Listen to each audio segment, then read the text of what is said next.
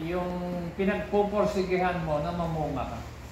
Ay, yun ang pinupurso mo sa buhay.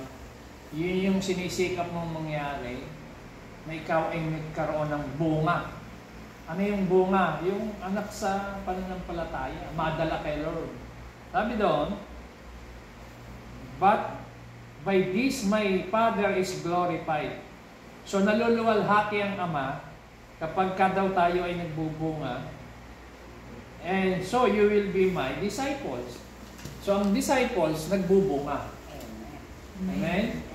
Hindi lang nakikinig ng Word of God, hindi lang nagbabasa, dapat may bunga ka.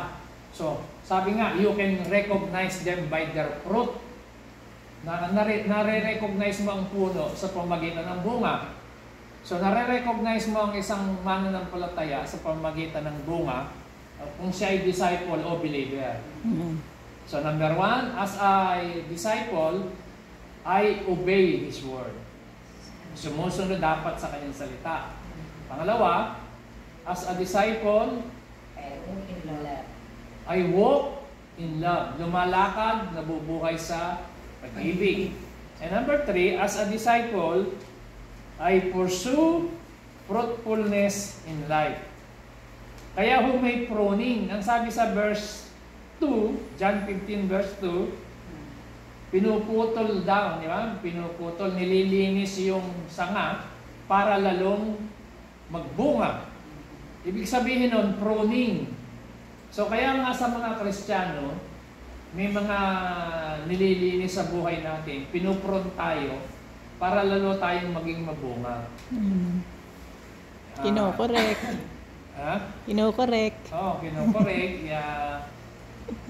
Dinidisiplina, inaayos yung ugali, yung character.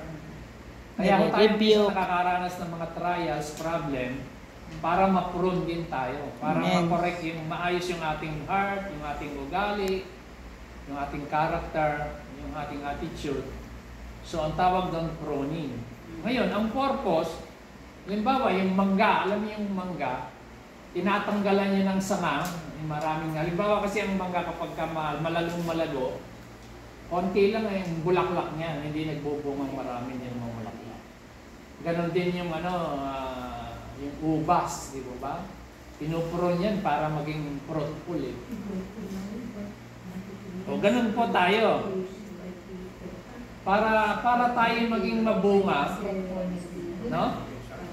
Para tayo maging mabunga, kailangan i-prune. At ang nagiging mabunga tayo kapag tayo nakaugpong, nakakabit doon sa puno. Hindi ka magbubunga nang nakahiwalay sa yung sanga, nakahiwalay sa puno.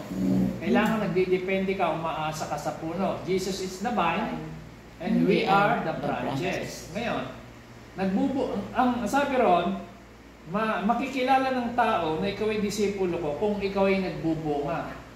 So ano ibig sabihin? Ang bunga, kung ikaw ay disciple, magbubunga ka ng disipulo. Diba? May bunga ka. Amen. Okay, bakit maraming Christian ay walang bungang kaluluwa? Kasi believer lang sila, hindi pa sila disciple.